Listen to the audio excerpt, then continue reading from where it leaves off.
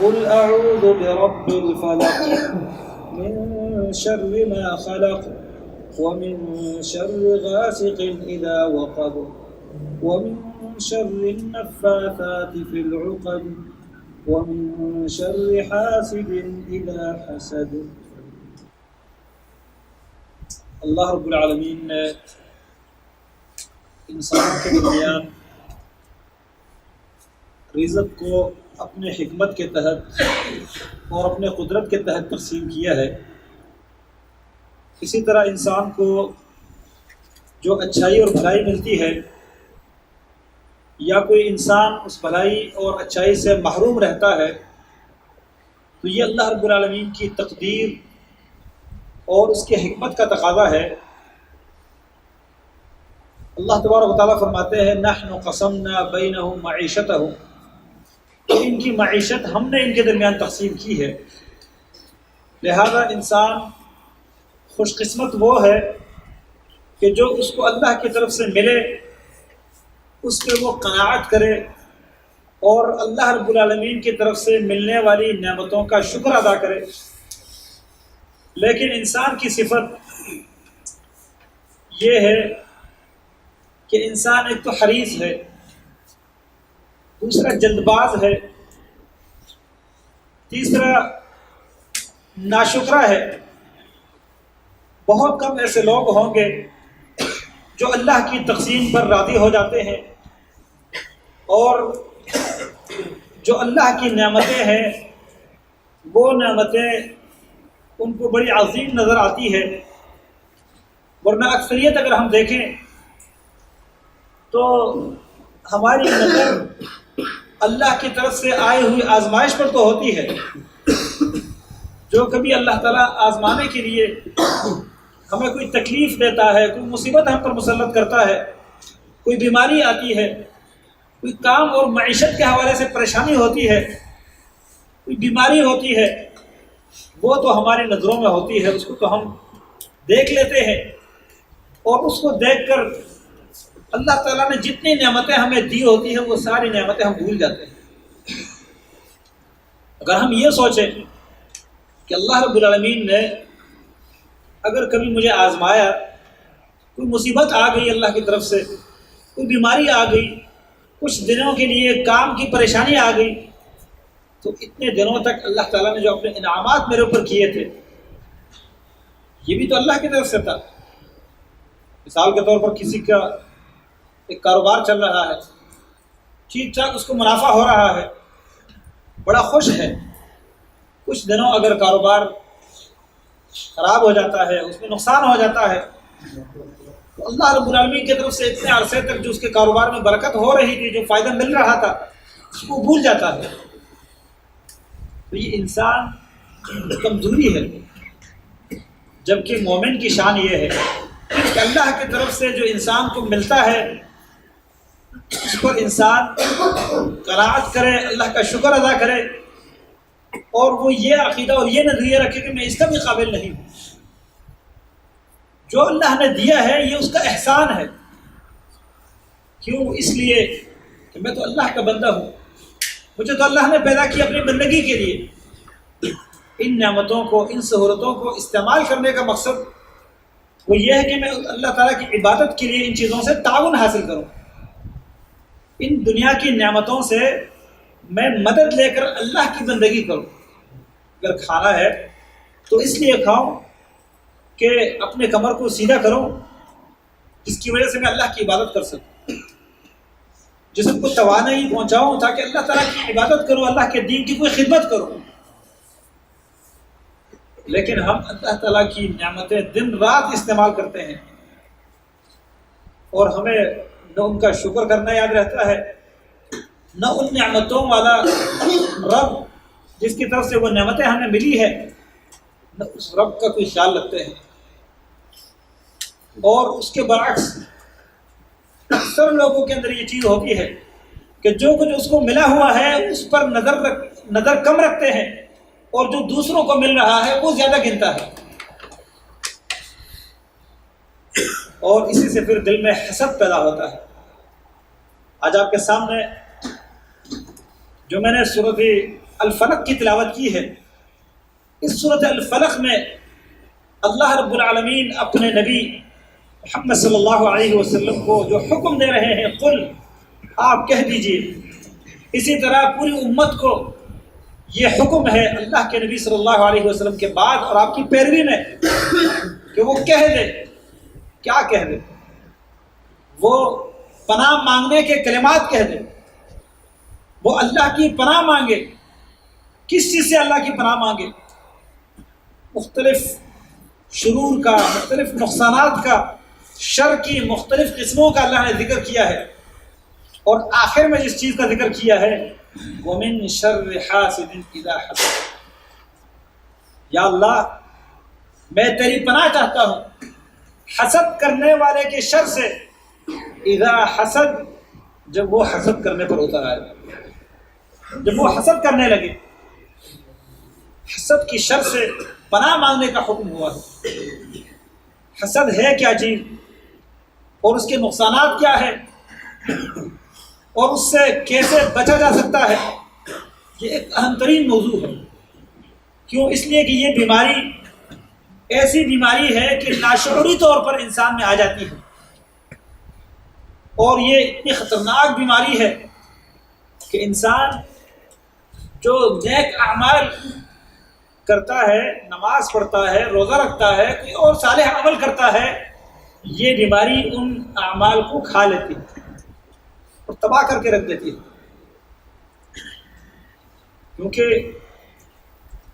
یہ ایک ایسی بیماری ہے کہ اس کی وجہ سے جسمانی طور پر بھی حسد کرنے والوں کو نقصان ہوتا ہے، ایمانی طور پر بھی اس کو نقصان ہوتا ہے، اور کوئی فائدہ ملتا ہی نہیں ہے۔ اس کی مثال ہم یوں لے لیتے ہیں کہ میرا ایک دوست ہے، میرا ایک بھائی ہے، میرا ایک جان پہچان والا شخص ہے، وہ میرے ساتھ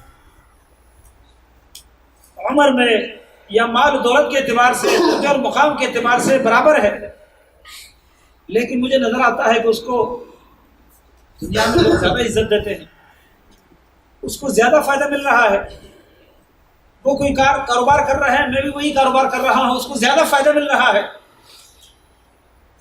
وہ میرا بھائی ہے، میرے ساتھ رہتا ہے، لیکن اس کی قدر دنیا میں زیادہ ہے لوگوں کے ہاں، اس کو کوئی خاص لوگ اہمیت دیتے ہیں، مجھے اہمیت نہیں دیتے۔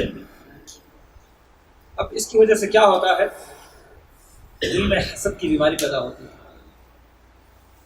نعمت اس کو ملی ہے، فائدہ اس کو مل رہا ہے، اور اس سے ہمیں جلن ہوتی ہے، اس جلن کو حسد کہتے ہیں۔ بہت سارے لوگ حسد جو ہے وہ بغض کو کہتے ہیں، غلط بات ہے، بغض ایک الگ چیز ہے، لیکن حسد یہ ایک ایسی بیماری ہے کہ جس کو نہ جانتے ہوئے بھی انسان اس کا شکار ہو جاتا ہے، پتہ نہیں ہوتا۔ ہم اس کی آسان تشریح اور آسان مفہوم اگر بیان کر سکتے ہیں تو وہ یہ ہے کہ جلن، کسی سے جلنا، کسی کو کوئی فائدہ ملا ہے، اس فائدے پر دل میں خوش نہ ہونا،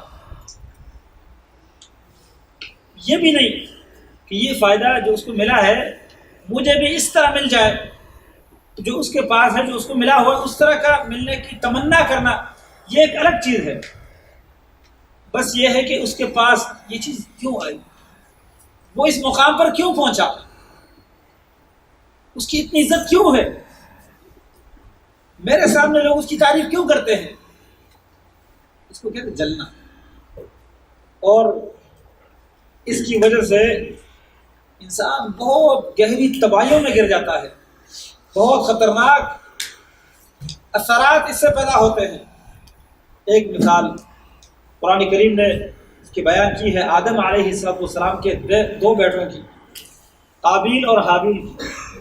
قابیل اور حابیل دونوں بھائی ہیں، آدم علیہ السلام کے بیٹے ہیں، دونوں قربانی پیش کرتے ہیں، اور اس وقت قربانی کی قبولیت کی نشانی یہ ہوتی کہ آسمان سے ایک آگ آتی اور آگ آ کر جو قربانی قبول ہونے والی ہوتی اس کو جلا دیتی، اس کو وہ آگ کھا لیتی، لیکن جس کو آگ آ کر نہ کھائے وہ قربانی قبول نہ ہوتی۔ اب قابیل اور حابیل دونوں قربانی پیش کرتے ہیں، دونوں بھائی ہیں، دونوں کا مقام درجہ ایک ہے۔ حابیل کی قربانی قبول ہو گئی، قابیل کی قبول نہ ہوئی۔ اب قربانی اس کی قبول نہ ہوئی تو اس کو غصہ آیا اس بات میں، اس کی قربانی کیوں قبول ہو گئی؟ اور بعض مفسرین نے یہ لکھا ہے کہ ایک آدم علیہ السلام کی جب اولاد پیدا ہوتی تھی تو ایک لڑکا اور ایک لڑکی اس کی پیدائش ہوتی تھی، پھر دوسرے مرحلے میں ایک اور لڑکا اور ایک لڑکی کی پیدائش ہوتی تھی۔ یہ مفسرین کی جو ہے تفسیروں کی بات ہے، صحیح احادیث کے اندر مجھے اس کا علم نہیں ہے، لیکن جو میں بات عرض کرنے جا رہا ہوں وہ یہ ہے کہ یہ حسد کس بات پر ان کے دل میں پیدا ہوا۔ تو اس وقت کہتے ہیں طریقہ یہ تھا کہ جو جوڑا پیدا ہوا لڑکی اور لڑکے کا، یہ دونوں بھائی شمار ہوتے تھے، اور اگلے مرحلے میں جو دو پیدا ہوں گے بھائی اور بہن، یہ دونوں الگ الگ بھائی شمار ہوں گے۔ تو اس لڑکی کا جو پہلے مرحلے میں لڑکی پیدا ہوئی تھی اس کی شادی اگلے مرحلے میں پیدا ہونے والے لڑکے کے ساتھ ہوتی، اور پہلے مرحلے میں پیدا ہونے والے لڑکے کی شادی اگلے مرحلے میں پیدا ہونے والی لڑکی کے ساتھ ہوتی۔ تو کہتے ہیں یہ سلسلہ تھا، اسی طرح یہ سلسلہ بڑھتا گیا۔ تو اب ایک مرحلے میں جو پیدا ہونے والے بھائی تھے ان میں سے ایک لڑکی کے ساتھ وہ شادی کرنا چاہ رہا تھا، دوسرا چاہ رہا تھا کہ یہ میرے لیے مناسب ہے، تو دونوں نے کہتے اس پر قربانی کر لی کہ جس کی قربانی قبول ہو گئی وہ لڑکی آپ کی ہوگی۔ بہرحال اس بات کی تائید مجھے کہیں صحیح حدیث سے نہیں ملتی، لیکن بعض مفسرین کا قول یہ ہے کہ اس لڑکی کے اوپر اس کے دل میں حسد آیا تھا کہ یہ لڑکی اس کو کیوں ملی۔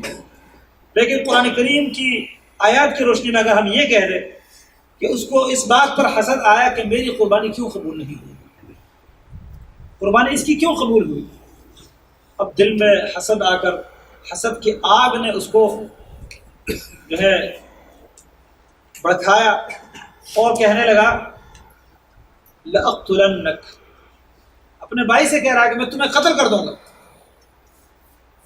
بھائی کیا کہہ رہا ہے؟ بھائی نے اس کو نسخہ بتایا کہ آپ کی قربانی قبول نہیں ہوئی، اس کی قبولیت، اس کی نہ قبول ہونے کی کوئی وجہ ہوگی، آپ وہ وجہ تلاش کریں، کیونکہ قبولیت کے لیے ایک شرط ہے، وہ شرط آپ کے اندر نہیں ہوگی۔ تو وہ کیا ہے؟ قال انما يتقبل الله من المتقین، اللہ تعالیٰ تو قربانی اسی کی قبول کرتا ہے جو متقی ہو، جو خالص اللہ کے رضا کے لیے، اللہ سے ڈرتے ہوئے، اللہ کی رضا کو حاصل کرتے ہوئے، اللہ کی خوشنودی کے لیے جو کچھ پیش کرتا ہے اس کی قربانی قبول ہوتی ہے۔ اب آپ اپنے تقویٰ کے اوپر ذرا نظر ثانی کریں، لیکن اسی حسد کی آگ میں ہے، اس نے اپنے بھائی کو قتل کیا، اور بھائی نے یہ بھی سمجھایا کہ دیکھو اگر آپ مجھے قتل کریں گے تو میرا گناہ یا میرے قتل کا جو گناہ ہے وہ بھی آپ کے ذمہ ہے، اور آپ کے جو باقی گناہ ہے وہ بھی آپ کے ذمہ ہے، تو میرے گناہ اور اپنے گناہ لے کر جہنم کے اندر چلے جاؤ گے، تو گناہ میرے اصحاب النار، جہنم بھی بن جاؤ گے۔ اس کے باوجود اس نے اپنے بھائی کو قتل کیا، اور قتل کرنے کے بعد وہ اس کو یہ معلوم نہیں ہو رہا تھا کہ اب میں اس کا کیا کروں، اس کی یہ جو ڈیڈ باڈی ہے، یہ جثہ ہے، یہ جسم ہے، لاش ہے، اس کا میں کیا کروں۔ پھر اللہ رب العالمین نے لاش دفنانے کا طریقہ سمجھانے کے لیے کوے کو بھیجا۔ کوہ زمین کے اندر اپنے پنجے مار رہا تھا، تو اس نے اس سے سیکھ لیا، اور آخر میں افسوس بھی کیا کہ افسوس ہے کہ آج میں اس کوے کی طرح زمین کو کھود کر اپنے بھائی کو دفن کروں گا۔ اس کوے سے مجھے طریقہ سیکھنا پڑ رہا ہے۔ بعد میں بڑا پچھتایا، لیکن پچھتانے سے کوئی فائدہ اس کو اس وقت نہیں ہو رہا تھا، اور اتنے بڑے جرم کا وہ مرتکب ہوا۔ رسول اللہ صلی اللہ علیہ وسلم فرماتے ہیں کہ دنیا میں قیامت تک جتنے قتل ہوں گے، جتنے لوگ مارے جائیں گے ناحق، ان سب کے قتل میں جو قاتل گناہگار ہوگا اس گناہ میں قابیل بھی شریک ہوگا۔ اتنا بڑا جرم اس بڑے گناہ کا مرتکب وہ کیوں ہوا؟ حسد کی وجہ سے۔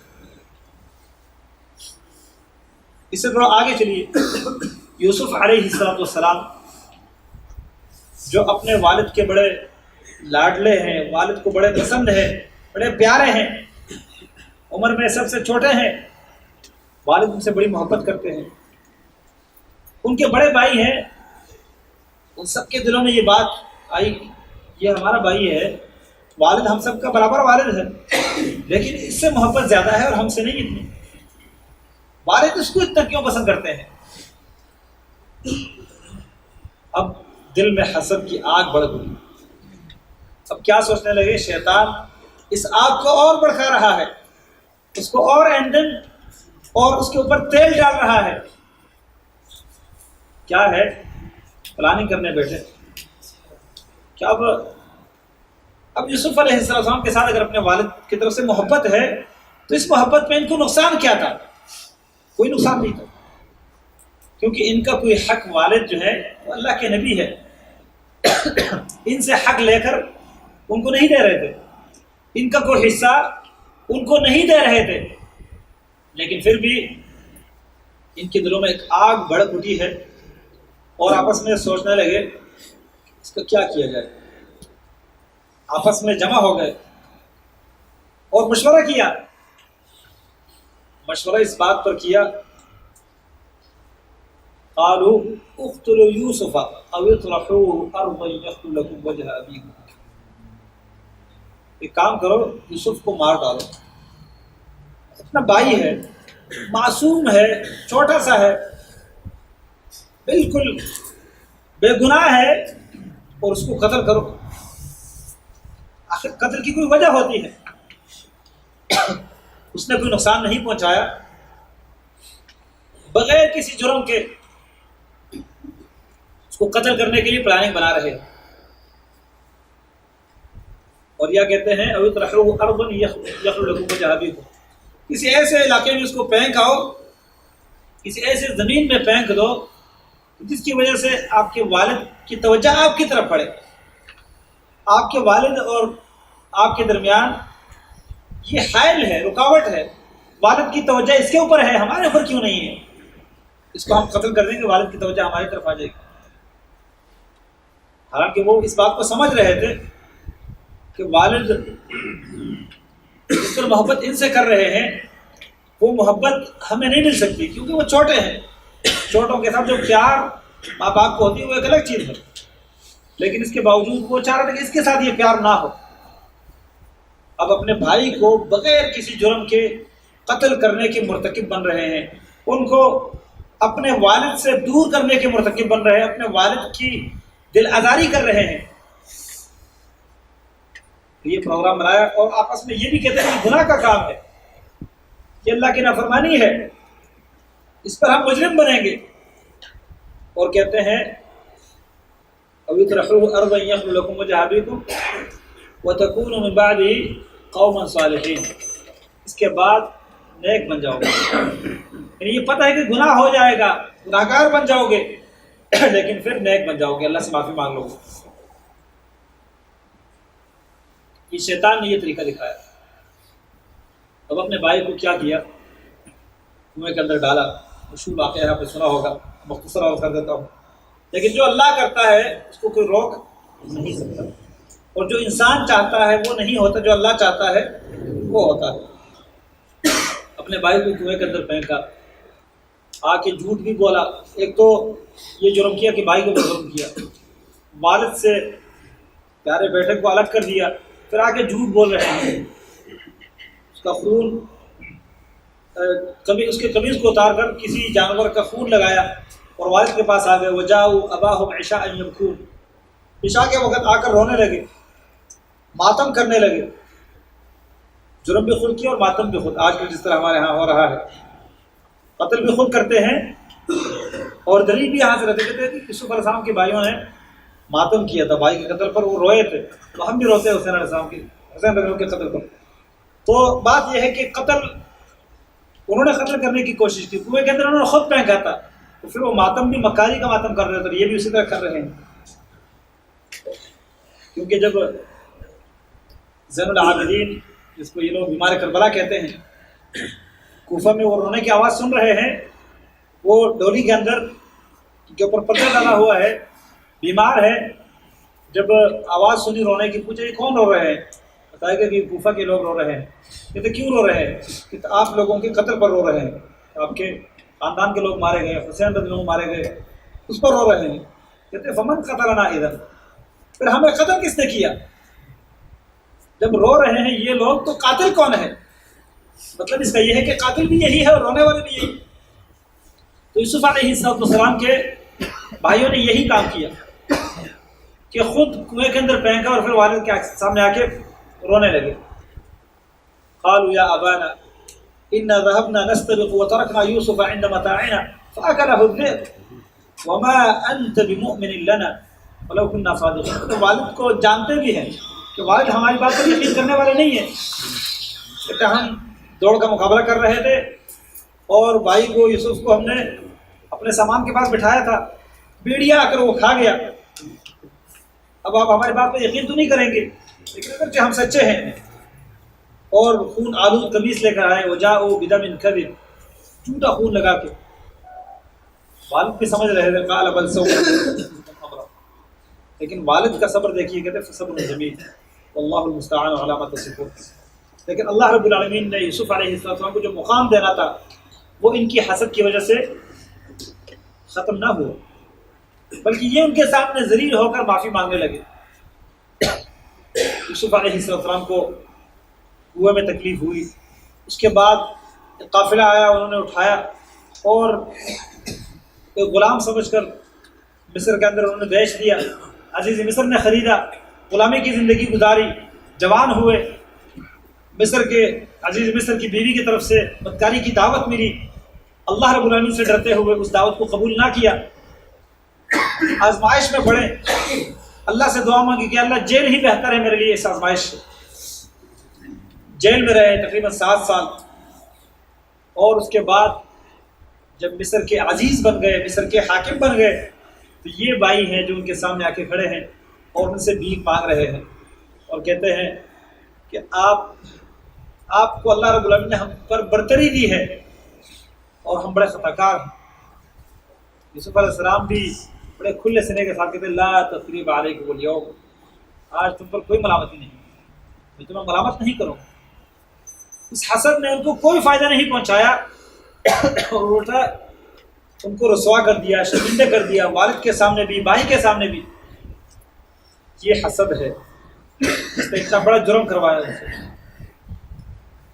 والد کو تڑپایا، والد کو بڑا پریشان کیا، غم کی وجہ سے والد کی آنکھیں سفید ہو گئی، نظر ختم ہو گئی، نابینا ہو گئے۔ یہ سارا کام کس نے کیا؟ حسد نے کروایا۔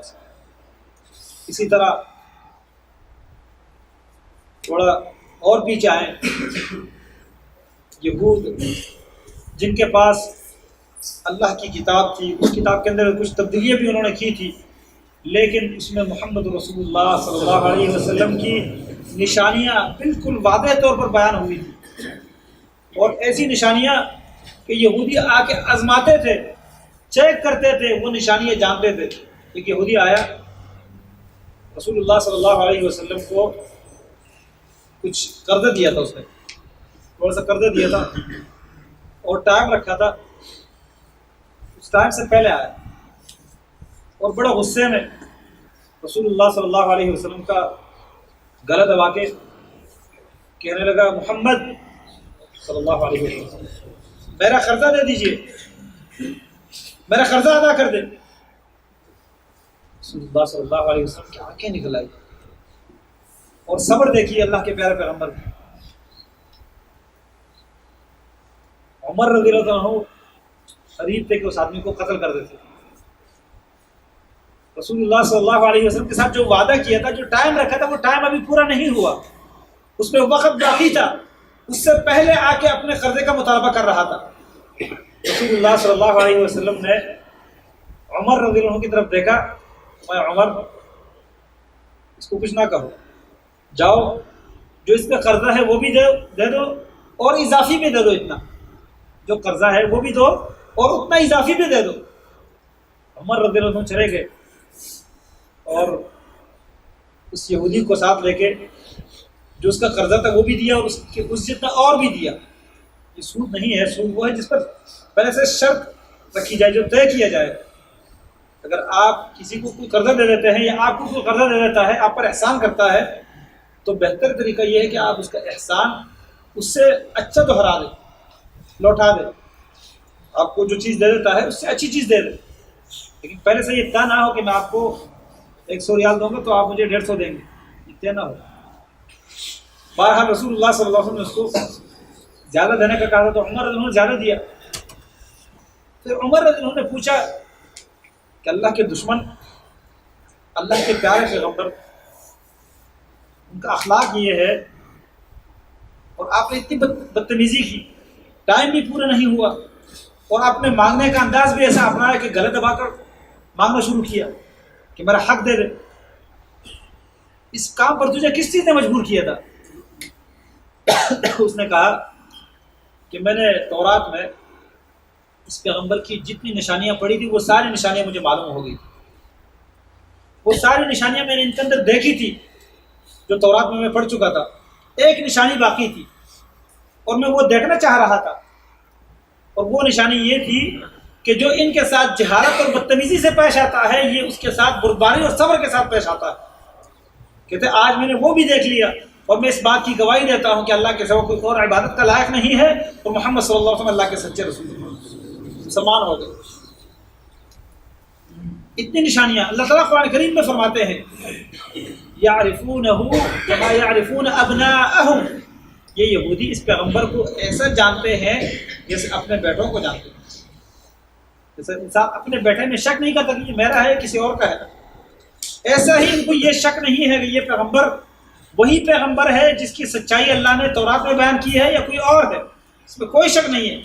ان کو اچھی طرح علم تھا، یقین تھا، پتہ تھا، لیکن اس کے باوجود کیا ایمان نہیں لائے. رسول اللہ صلی اللہ علیہ وسلم کے خلاف لوگوں کو اکساتے تھے، بڑکاتے تھے اور لوگوں کو اسلام سے گمراہ کرنے کی کوشش کرتے تھے. یہاں تک کہ اللہ کے رسول صلی اللہ علیہ وسلم نے ان میں سے کچھ لوگوں کو جلا وطن کیا اور کچھ لوگوں کو جو جوان تھے ان کو قتل کیا، جو بچے تھے یا بوڑھے تھے ان کو غلام اور قیدی بنا دیا. تو ان لوگوں نے ایمان قبول کرنے سے انکار کیا اور ان کو یہ پتہ تھا کہ یہ اللہ کے سچے نبی ہیں. ساری نشانیاں ان کے اندر وہ دیکھ چکے تھے، جانتے تھے، لیکن ایمان نہ لانے کی وجہ کیا تھی؟ حسد.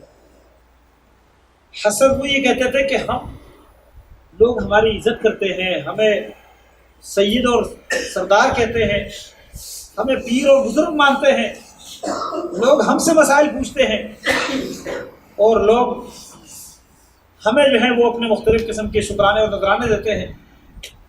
ابھی اگر ہم ان کی پیروی شروع کریں گے تو یہ تو ہماری ساری چودراہٹ جو ہے ختم ہو جائے گی. اب اس بندے کی ہم بات کیسے مانیں؟ اللہ کے نبی سچے نبی ہیں، پتہ ہے، لیکن اس بات کو ماننے کے لیے تیار نہیں، لوگوں کے سامنے ظاہر کرنے کے لیے تیار نہیں ہے، صرف حسد کی وجہ سے. حسد من عند انفسهم. حق واضح ہونے کے بعد صرف دلوں کے اندر حسد ہے، اس حسد نے ان کو ایمان سے روکے رکھا تھا. اور ایسے ہی مکہ کے بعض مشرکین تھے جو اس بات کو سمجھ چکے تھے کہ یہ پیغمبر جو باتیں کرتے ہیں یہ انسان کی باتیں نہیں، اللہ کی باتیں جو ان کے پاس اللہ کی طرف سے آئی ہیں. اس بات کو جانتے تھے، لیکن ایمان نہ لانے کی وجہ کیا بنی تھی کہ یہ ہمارے کزن ہے، ہمارے چچا کے بیٹے ہیں، ہمارے جیسے ایک قریش کے قبیلے کا ایک فرد ہے، اب ہم ان کی بات مانیں گے، ان کو اپنا سربراہ بنائیں گے، ان کو عزت دیں گے. اس بات کو ماننے کے لیے تیار نہیں. باقی اس بات کو وہ یقیناً جان چکے تھے کہ اللہ کے پیغمبر ہیں، لیکن صرف حسد کی وجہ سے.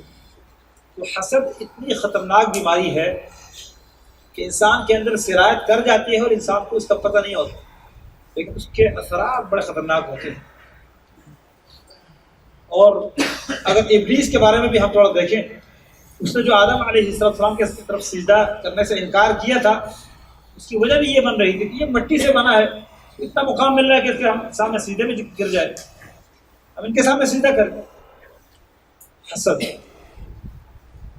اور یہ حسد کی بیماری ایسی بیماری ہے کہ ایک گھر کے اندر رہنے والے دو بھائی آپس میں ایک دوسرے سے الگ، ایک گھر کے اندر رہنے والی دو عورتیں وہ ایک دوسرے سے ناراض ہیں۔ اگر ایک بھائی ہے، اس کی اہلیہ، اس کی گھر والی خوش ہے، اس کا کوئی مقام ہے ساس اور سسر کے سامنے، تو دوسری خاتون اس گھر کی، اس کو یہ بات اچھی نہیں لگتی، وہ اس کے ساتھ حسد شروع کر دیتی ہے۔ ایک مارکیٹ میں دکان کھولنے والے لوگ، اب ان کو یہ پتہ ہے کہ رزق کا کس کے رزق کی جو چابی ہے کس کے پاس ہے؟ اللہ کے پاس، اور تقسیم کرنے والا کون ہے؟ اللہ تعالیٰ ہے۔ جو میری قسمت میں ہے مجھے مل کر رہے گا، لیکن پھر بھی دوسرے کے ساتھ حسد کرتا ہے۔ اس کے پاس اگر کوئی زبون آتا ہے، کوئی گاہک آتا ہے، تو یہ جلتا ہے اپنے طور پر، کیوں آتا ہے؟ اور اس سے بڑھ کر حسد کی بیماری علماء میں بھی آ جاتی ہے، علماء اس کی زیادہ شکار ہو جاتے ہیں۔ اس کی وجہ یہ ہوتی ہے کہ شیطان ان لوگوں کے پیچھے زیادہ پڑا رہتا ہے جن کے پاس کچھ نہ کچھ ایمان کی دولت ہوتی ہے۔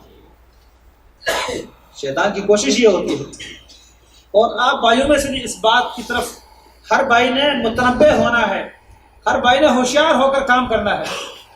جو زیادہ سے زیادہ دین کا کام کرتا ہے، شیطان اس کو زیادہ شکار کرنے کی کوشش کرتا ہے مختلف طریقوں سے۔ شیطان کے چالوں کو سمجھنا یہ انتہائی بڑی اہم بات ہے اور ہوشیاری کی بات ہے۔ شیطان کی کوشش یہ ہوتی ہے کہ کسی نہ کسی طریقے سے یہ جو کام کر رہا ہے اس کے اوپر پانی پھیر دیا جائے، یہ جو کچھ کر رہا ہے اس کو آگ لگا دی جائے، اس کی نیکیوں کو ضائع کر دیا جائے۔ اس کو پتہ ہے کہ اس کو توحید کے عقیدے کی سمجھ آ گئی ہے، اب یہ کسی قبر کو، کسی بت کو، کسی درخت کو، کسی جانور کو نہیں پوجے گا، یہ صرف اللہ کو پوجتا ہے، اللہ کی عبادت کرتا ہے۔ اب شرک کی وجہ سے اس کا عمل تو ضائع نہیں ہو سکتا، لیکن اس کا عمل ضائع کرنے کے لیے کوئی اور حربہ استعمال کیا جا سکتا ہے۔ شیطان کو سارے حربے معلوم ہیں، وہ اپنی کوشش میں دن رات لگا ہے اور وہ محنتوں کو ضائع کرنے کی کوشش کر رہا ہے، لیکن ہمیں اپنی کوششوں کو بچانے کی کوشش کرنی چاہیے، اپنی محنتوں کی اور اپنی نیکیوں کی بچانے کی کوشش کرنی چاہیے۔ اور وہ اس کا ایک طریقہ یہ ہے کہ حسد میں لوگوں کو مبتلا کر کے وہ ان کے اعمال کو برباد کر رہا ہوتا ہے۔ حسد، رسول اللہ صلی اللہ علیہ وسلم فرماتے ہیں، دب الیکم داء الامم قبلکم، تمہاری طرف آہستہ آہستہ وہ بیماری آئی ہے جو تم سے پہلے امتوں کی بیماری تھی، تم سے پہلے امتوں کی بیماری تمہاری طرف سرایت کر گئی ہے۔ اور وہ کیا بیماری ہے؟ فرمایا وہ حالقہ، مونڈنے والی بیماری ہے، مونڈنے والی۔ فرمایا میں یہ نہیں کہتا کہ یہ بالوں کو مونڈ دیتی ہے، بلکہ یہ انسان کے نیک اعمال کو مونڈنے والی بیماری ہے۔ وہ کیا ہے؟ حسد، جلنا۔ اکثر لوگ اس چیز کو سمجھتے نہیں ہیں اور حسد کر رہے ہوتے ہیں۔ اپنا دل جو ہے ایسا صاف رکھنا چاہیے کہ اگر کسی بھائی کو کوئی فائدہ ملا، مجھے چاہیے کہ اس فائدے پر میں خوش ہو جاؤں، میرا مسلمان بھائی ہے، وہ چاہے کسی بھی ملک کا رہنے والا ہے، کسی بھی زبان سے تعلق رکھنے والا ہے، کسی بھی علاقے سے اس کا تعلق ہے، اس کو اگر کوئی فائدہ مل رہا ہے تو میں اپنا فائدہ سمجھوں اور اس کا وہ فائدہ اس کے لیے بچانے کی کوشش کروں۔ ایسا دل صاف ہونا چاہیے، نہ یہ کہ اس کو کوئی فائدہ ملا تو اس پہ میں اپنے دل میں حسد شروع کروں۔ اسی طرح اگر کسی مسلمان کو کوئی تکلیف پہنچتی ہے، اس تکلیف کو اپنی تکلیف سمجھتے ہوئے اس پر پریشان ہونا، غمزدہ ہونا، اس کے دکھ میں شریک ہونا، یہ اس کا حق ہے ہم پر۔ کیونکہ حسد جو ہے یہ مسلمان کی شان نہیں ہے، مسلمان کے اعمال سے برباد ہو جاتے ہیں۔ دل کو اپنے مسلمان بھائی کے لیے صاف رکھنا یہ انتہائی ضروری ہے، اور دلوں کی صفائی جو ہے اس کی وجہ سے انسان بہت بڑے بڑے مقامات اور درجات حاصل کرتا ہے جو رات بھر نماز پڑھنے والا حاصل نہیں کر سکتا، دل کا صاف کر۔ لیکن یہ مشکل کام ہے۔ اگر ہم تھوڑا سا سوچیں ہمارے دل میں کس کے لیے کتنی قدرت ہے، اور اگر ہم اس بات کو ذرا دیکھیں کہ وہ قدرت کیوں ہے، کس وجہ سے، اس کی کسی کو کوتاہی کی وجہ سے ہوگی نا، اس نے ہم سے کوئی زیادتی کی ہوگی. لیکن اگر ہم اس کے لیے اپنا دل صاف کریں تو یقیناً اس کا دل بھی ہمارے لیے صاف ہوگا اور اس سے ہمیں برکات بھی ملے گی. آپ دیکھیں سلف کا طریقہ کار، ان کا لوگوں کے ساتھ معاملہ کیسے تھا. کسی کے اندر کوئی کوتاہی ہوتی ہے یا دوسرے کو اس پر کوئی غصہ آتا ہے، وہ کوئی بات کہہ دیتا ہے، اس بات کو دل میں نہیں رکھتا. عبداللہ بن عمر رضی اللہ عنہ کے بارے میں آتا ہے، وہ طواف کر رہے تھے. طواف کے دوران ان کا پاؤں کسی کو لگ گیا، غلطی سے کسی کو غلطی سے انہوں نے ٹھوکر مارا. اس بندے نے مڑ کے دیکھا، کہنے لگے انکا لرجل سوء، اب بدترین انسان ہے. عبداللہ بن عمر سے کہا رضی اللہ عنہ، پہچان نہیں رہا تھا. عبداللہ بن عمر انہوں نے فرمایا واللہ ما عرفنی الا انت، اللہ کی قسم مجھے کسی اور نے نہیں پہچانا، آپ نہیں پہچانا ہے. صحیح کہہ رہے ہیں، میں برا آدمی ہوں. اب اس بات پہ اگر اس کے ساتھ لڑ لیتے کہ نہیں تو برا آدمی ہے، کیا سے کیا بن جاتا طواف کے دوران احرام کی حالت میں. لیکن وہ کہتے ہیں آپ نے مجھے پہچانا، صحیح کہہ رہے ہیں. اسی طرح ایک اور میں پڑھ رہا تھا، ایک محدث ہے، کلاس میں بیٹھ کر لوگوں کو حدیث کا درس دے رہے ہیں، اور اس کا ایک اور رشتہ دار ہے، کسی بات پر اس کو غصہ آیا، آ کے مسجد کے دروازے پہ کھڑے ہو گئے. اس کے شاگرد موجود ہیں، اس کے شاگردوں کے سامنے اس شیخ سے، اس استاد سے بہت کچھ کہا کہ تیرا دل یہ خرابی ہے، تو یہ ہے وہ ہے، بڑا بڑا بھلا کہا اور چل دیے. شیخ نے ایک بات کا جواب بھی نہیں دیا اپنے شاگردوں کے سامنے. شاگرد بھی حیران تھے، کتنا بدتمیز آدمی ہے یہ، آ کے ہمارے استاد کو ہمارے سامنے ڈانٹ رہا ہے اور اس طرح بری بری باتیں سنا رہے ہیں، کم سے کم علیحدگی میں کہہ دیتا. اور پھر استاد پر بھی حیران تھے کہ یہ جواب ہی نہیں دے رہے. جب وہ چلے گئے تو استاد اس کے پیچھے چلے گئے. وہ اپنے دروازے پر پہنچ گئے تو استاد نے وہاں جا کے پکڑ لیا. وہ کہتے بھائی جو آپ نے میرے بارے میں باتیں کہہ دی، اگر یہ باتیں میرے اندر ہے تو اللہ تعالیٰ مجھے معاف کر دے، اور اگر میرے اندر نہیں ہے تو میں اللہ سے دعا کرتا ہوں اللہ تعالیٰ آپ کو معاف کر دے. کتنی پیاری بات ہے. اگر یہ باتیں جو آپ نے میرے بارے میں کہی ہیں، اگر یہ میرے اندر ہے تو اللہ تعالیٰ سے میں دعا کرتا ہوں اللہ تعالیٰ مجھے معاف کر دے. اگر میرے اندر نہیں ہے، کتنا صاف دل ہے، تو اللہ تعالیٰ آپ کو معاف کر دے. وہ آدمی چمٹ گیا اور اسی طرح اس کو کھینچتے کھینچتے مسجد لے آئے اور سب شاگردوں کے سامنے ان سے معافی مانگ لی کہ مجھ سے بڑی غلطی ہوگی کہ میں نے آپ سے اس طرح کی باتیں کہی، آپ مجھے معاف کر دیں. لیکن اس کا دل بھی صاف ہو گیا. اس کے لیے مسلمان کا معاشرہ یہ ہونا چاہیے. ہم اگر کسی کے اندر کوئی برائی اپنے خیال کے مطابق کوئی برائی دیکھتے ہیں، اگرچہ وہ برائی نہیں ہوگی، اس کی کوئی مجبوری ہو سکتی ہے، کوئی ہمارے خیال میں غلطی ہو سکتی ہے ہماری، لیکن اس کو بنیاد بنا کر ہم اس کے ساتھ اس کی ساری نیکیاں بھول جاتے ہیں اور ایک وہ برائی جو ہے ہمیں یاد رہتی ہے. حالانکہ مسلمان کے لیے اپنا دل صاف رکھنا، اس کے اوپر اچھا گمان رکھنا، اس کی غلطیوں سے نظر جھکانا اور اس کی اچھائیوں کو اپنے سامنے رکھنا، اور پھر اس کے ساتھ ساتھ اگر ہم یہ دیکھیں کہ اس کی غلطیاں ہمیں نظر آتی ہے تو غلطیوں کی وجہ سے وہ ہمیں ناپسند ہوتا ہے، ہمارے دل میں اس کے لیے قدورت آتی ہے اس کی غلطیوں کی وجہ سے. میں ذرا یہ دیکھوں کہ میری اپنی غلطیاں کتنی ہیں، کہیں ایسا نہ ہو کہ اس کی غلطیوں سے میری اپنی غلطیاں زیادہ ہو. اس لیے مسلمان کے لیے دل کا صاف کرنا یہ انتہائی ضروری ہے، اور اس کی وجہ سے انسان کی نیکیاں بچ جاتی ہیں، انسان کے اعمال برباد ہونے سے محفوظ رہ جاتے ہیں، ورنہ انسان کی ساری نیکیاں جو ہیں وہ برباد ہوتی ہیں. تو اللہ رب العالمین نے یہاں پر سورۃ الفلق میں جن چیزوں سے پناہ مانگنے کا کہا ہے ان میں سے ایک یہ بات ہے وَمِن شَرِّ حَاسِدٍ إِذَا حَسَدَ. قل آپ کہہ دیجئے اعوذ برب الفلق، میں پناہ مانگتا ہوں صبح کے رب یا پاڑنے والے رب کی، جو پاڑنے کا مالک ہے، جو گٹلی کو پاڑ کر اس سے پودا نکالتا ہے، جو بیج کو پاڑ کر اس سے پودا نکالتا ہے، جو دانے کو پاڑ کر اس سے فصل نکالتا ہے. یا جو رات کو پال کر اس سے صبح نکالتا ہے، اس رب کی میں پناہ مانگتا ہوں، اس رب کے پناہ میں آتا ہوں۔ من شر ما خلق، ہر اس شر سے جو اس رب نے پیدا کیا ہے، من شر ما، ہر اس چیز کی شر سے جس چیز کو اللہ نے پیدا کیا ہے، ومن شر غاسق اذا وقب، اور اندھیرے کے شر سے جب وہ چھا جائے، جب پھیل جائے، ومن شر غاسق اذا وقب، ومن شر النفاثات فی العقد، اور گرہوں کے اندر پھونک مارنے والیوں کی شر سے، ساحرات، سحر کرنے والی عورتیں یا سحر کرنے والے مرد، ان کی شر سے میں پناہ مانگتا ہوں جب وہ گروہ کے اندر پھونک مارتے ہیں۔ ومن شر النفاثات فی العقد ومن شر حاسد اذا حسد، اور حسد کرنے والوں کی شر سے۔ دیکھیں سحر، اس کا ذکر کیا اشارتاً، اس کے کتنے خطرناک نقصانات ہیں، ایسے ہی حسد کے خطرناک نقصانات ہیں۔ جس طرح سحر کے شر سے پناہ مانگنے کا کہا، اسی طرح حسد کے شر سے پناہ مانگنے کا کہا۔ اور پھر عام طور پر جو سحر ہوتا ہے، سحر، اس میں بھی اکثریت سحر جو ہے وہ حسد کی وجہ سے کروایا جاتا ہے، حسد کی وجہ سے۔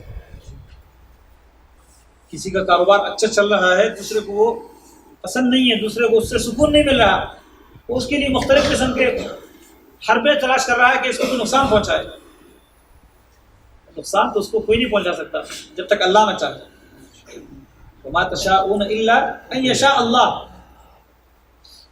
تمہاری چاہت نہیں چلتی، جب اللہ چاہے وہی اللہ کی چاہت چلے گی۔ تو کسی کو نقصان پہنچانا، اگر انسان اپنے دل میں حسد لے کے کسی کے لیے جلتا رہے، وہ خود ہی جلتا ہے، دوسرے کو اس سے کوئی نقصان نہیں ہوتا۔ تو حسد کرنے والا ایسے خطرناک بیماری میں مبتلا ہوتا ہے کہ دوسروں کو فائدہ مل رہا ہے، یہ اپنے آپ کو جلا دیتا ہے۔ فائدہ دوسروں کو مل رہا ہے اور جلتا یہ ہے، اپنے آپ کو جلا کر کوئی فائدہ حاصل نہیں کرتا، الٹا نقصان حاصل کر رہا ہے، نفسیاتی بن جاتا ہے۔ بعض دفعہ دوسروں کو فائدہ ملا، نفسیاتی یہ بن گیا، لیکن مختلف حربے تلاش کرتا ہے تو نقصان پہنچانے کے لیے، کبھی سحر کروا لیتا ہے، کبھی کوئی اور پلاننگ کر کے اس کو نقصان پہنچانے کی کوشش کرتا ہے۔ لیکن اللہ رب العالمین فرماتے ہیں ومن شر حاسد اذا حسد، اور اس صورت کو صبح و شام کے اذکار میں بھی رسول اللہ صلی اللہ علیہ وسلم نے شامل کیا ہے۔ نبی علیہ السلام فرماتے ہیں جو رات کے وقت یہ پڑھیں، یہ تینوں صورتیں، تینوں قل هو اللہ احد، قل اعوذ برب الفلق، قل اعوذ برب الناس، یہ اس کے لیے کافی ہو جائے گی ہر شر سے۔ اور اسی طرح صبح پڑھنے والے کے لیے یہ شام تک کافی ہو جاتی ہے۔ رات سوتے وقت نبی السلام پڑھتے تھے، اپنے ہاتھوں میں تھوک کر اپنے جسم کے اوپر ہاتھ کرتے تھے۔ تو اسی طرح دم کرتے وقت آپ صلی اللہ علیہ وسلم اپنے ہاتھوں پر پڑھتے تھے اور اپنے جسم کے اوپر ہاتھ کرتے تھے۔ عائشہ رضی اللہ عنہا نبی علیہ السلام کے ہاتھ لے کر اس پر یہ پڑھتی تھی اور نبی علیہ السلام کے اوپر وہ ہاتھ کرتی تھی۔ تو یہ صورت جو ہے ہمیں اس میں جس چیز کے بارے میں، جس چیز سے پناہ مانگنے کا کہا گیا ہے، ان میں سے ایک حسد ہے۔ حسد کرنے والا اپنی کوشش کے مطابق بڑی کوشش کرتا ہے، لیکن اگر ہم یہ صورت پڑھیں گے اور باقی اس کے ساتھ جو صورتیں ہیں تو حسد کرنے والوں کی شر سے بھی ہم بچیں گے۔ تو میں عرض یہ کر رہا تھا کہ بعض دفعہ نیکی ہم کرتے ہیں اور نیکی کرنے میں بڑی مشکل اٹھاتے ہیں، بڑی مشقت سے وہ نیکی حاصل کرتے ہیں، لیکن ایسی بات سے اس نیکی کو ضائع کر دیتے ہیں جس بات سے ہمیں کوئی فائدہ بھی نہیں ہوتا، کوئی فائدہ بھی نہیں ہوتا۔ اور وہ ایسا کام کہ جو توحید والوں کے اندر بھی ہے، عقیدہ توحید رکھنے والے، جیسے میں نے عرض کیا کہ شیطان جو ہے اس کو یہ پرواہ نہیں ہے، وہ کہتا ہے یہ توحید کا عقیدہ رکھتا ہے، اب یہ قبر کے سامنے نہیں جھکے گا، غیر اللہ کی عبادت نہیں کرے گا، شرک کی وجہ سے اس کا اعمال ضائع نہیں ہوگا، بدعت کا مرتکب نہیں ہوگا، لیکن چلے یہاں سے اس کے عمل کو برباد کیا جائے، تو وہاں سے آ کر شیطان جو ہے وہ انسان کے عمل کو برباد کر دیتا ہے۔ اس لیے ہمیں ہر مسلمان کے لیے اپنا دل صاف رکھنا چاہیے۔ کسی مسلمان کو اگر فائدہ پہنچے، چاہے وہ ہمارا بھائی ہو یا ہمارا پڑوسی ہو یا کوئی عام مسلمان ہو، دنیا کے کسی بھی کونے میں اگر کسی مسلمان کو کوئی فائدہ پہنچے، اس کے فائدے پر ہمیں خوش ہونا چاہیے، اس کے لیے مزید دعا کرنی چاہیے، اس کے لیے برکت کی دعا کرنی چاہیے۔ نہیں یہ کہ اس کو فائدہ ملا تو یہ سوچے کہ ہمیں کیوں نہیں ملا، کیونکہ یہ اللہ پر اعتراض ہے۔ کیا ہے؟ اللہ پر اعتراض ہے۔ اس کا مطلب یہ ہے کہ میں اس کا زیادہ حقدار تھا، لیکن مجھے نہیں ملا، یعنی اللہ تعالیٰ نے مجھے نہیں دیا، تو اللہ رب العالمین کو حقدار کا صحیح پتہ والعیاذ باللہ نہیں چل سکا۔ حسد جو ہے یہ دراصل ایک خفیہ طریقے سے اللہ تعالیٰ کی تقدیر پر اعتراض ہے، اللہ کی تقسیم پر اعتراض ہے، اللہ رب العالمین کی مشیت پر ناراضگی کا اظہار ہے۔ اس وجہ سے اس انسان کا عمل برباد ہو جاتا ہے۔ اس وجہ سے اتنا خطرناک جرم ہے، جیسے شرک سے عمل برباد ہو جاتا ہے، بدعت سے انسان کی نیکی برباد ہو جاتی ہے، اسی طرح اس حسد سے بھی انسان کی نیکی برباد ہو جاتی ہے۔ حسد کے اندر یہ چیز ہے۔ اللہ رب العالمین سے دعا کرتے ہیں اللہ تعالیٰ ہمیں حسد سے محفوظ رکھے اور ان تمام چیزوں سے اللہ تعالیٰ ہمیں بچائے جن کی وجہ سے نیک اعمال برباد ہو جاتے ہیں۔ اللہ رب العالمین ہمیں صاف دل رکھنے کی توفیق عطا فرمائے، اپنے تمام مسلمان بھائیوں کے لیے، تمام مسلمان بہنوں کے لیے۔ اقول قولی ھذا واستغفر اللہ لی ولکم۔